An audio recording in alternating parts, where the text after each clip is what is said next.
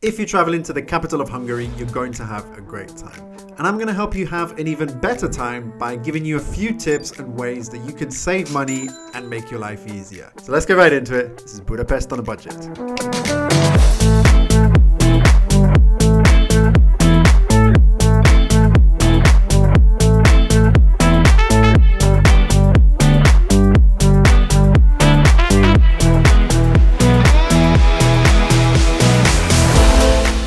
So let's start by talking about transportation. Budapest is an incredibly well-connected city by bus, by tram, and by metro, so it's very easy to get around with the public transport network there. And the public transport operator, the BudapestGO, has made it very easy for people to buy their tickets, plan their trips, and get around the city with an app called BudapestGO. So this app, which is available in both the App Store and the Google Play Store, you can download it and you can essentially buy your tickets, you can plan your trip, and you can find out when the next bus, tram, or metro is due in real time as well. The convenience that comes with buying tickets on this app is really great. It saves you having to go to the machines to buy them. You can simply buy them on your mobile phone, whether it's an individual ticket, a pack of 10 tickets, or even daily, weekly, and monthly passes, which are also available. You'll just need about 5 minutes and a bank card to get signed up, and then you can go in and purchase your tickets. For most people, single or pack of 10 tickets are probably enough. A single ticket costs 500 Hungarian Forint, which is just a little bit over €1, and is valid for up to an hour. You can buy a block of 10 tickets for 4,500 Forint, which essentially gives you one ticket free, and that would work out at about 12-ish euros, more or less. And so once you bought your tickets, when you get on the bus, the tram, or the metro, you'll see there's a QR code at the station,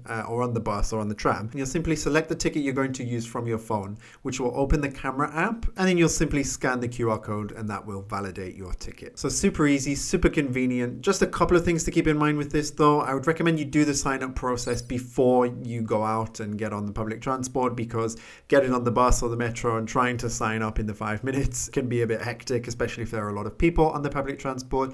And the second thing as well is that if you are going to use the BudapestGO app, then do not let your phone run out of battery, because you won't be able to validate your tickets and you could risk a fine from the inspectors, which from our experience were pretty present across the network at a lot of different times of the day, whether on the bus or whether coming out of or into a metro station. Now for people who want to get around by taxi, that's also a possibility. What you can do is just keep an eye out for the Budapest yellow taxis. They're clearly identified with the taxi license number, and you'll find the same with Uber and Bolt as well. They'll have Bolt or they'll have Uber on the top, but there will be essentially a license there. A typical fare between the airport and the city centre will cost you about 12,000 Hungarian Forint, which is a little bit over 30 euros. You've also got the number 100E bus that will get you there as well for about 5 euros, if I'm not mistaken as well. So both options are there, and I can say that using Uber and using Bolt is really convenient to get around the city. And whilst for the majority of trips, public transport can probably do it for you, if you do need to use a taxi or a Bolt or an Uber, then as I say, both the Bolt and Uber app work really well, and you can get around the city nice and easily with that. And the next tip relates to spending money in Hungary. Now, as I was talking about the prices of public transport and taxis there, you probably heard some very big numbers along with the name of the currency, the forint, and thinking, what the heck is this? Because despite Hungary having joined the EU just over 20 years ago, they still haven't adopted the euro as their currency. They're still using the Hungarian forint for everyday purchases and transactions. Now, there are some places, particularly touristy places, that will accept euros, but of course you'll be using the exchange rate of the establishment, and you'll probably be paying a bit more than you need to for things. So it's definitely a good idea to plan ahead, have some Hungarian forint, and spend in Hungarian forint. I'll put a little table on the screen as well with the exchange rates at the time of doing the video in euro, USD, and GBP, so you have a rough idea of how much it is. I have to say, because of the multiplication factor, I did have to do a fair bit of mental maths trying to stay on top of this. But for simplicity, you can pick some bigger amounts and then use them as your reference. Like 2,000 forint, it will be a little bit over 5 euros, 4,000 a bit over 10, 8,000, 20, etc., etc. Me personally, for this trip, as for many of my other trips where I've had to spend in a foreign currency, I used Wise to be able to convert and spend Hungarian forint. It's a multi-currency platform where you can hold, transfer, send, and spend money using the Wise debit card in different currencies, as well as having access to local banking details to be able to send and receive money. And you can do so with competitive exchange rates and no hidden fees through Wise as well. At certain cash points and ATMs as well, you can also withdraw Hungarian forint without any commissions being charged by the bank, like at this Raiffeisen Bank ATM near the center of Budapest. So yeah, this is my go-to for multi-currency solutions. If you're interested in learning more about Wise, possibly signing up, then be sure to check out my affiliate link in the video description as well. Now, the next tip, still on the topic of money. I did think at first this was free money. In the end, I learned it's not, but it is still a very, very addictive and fun thing to do.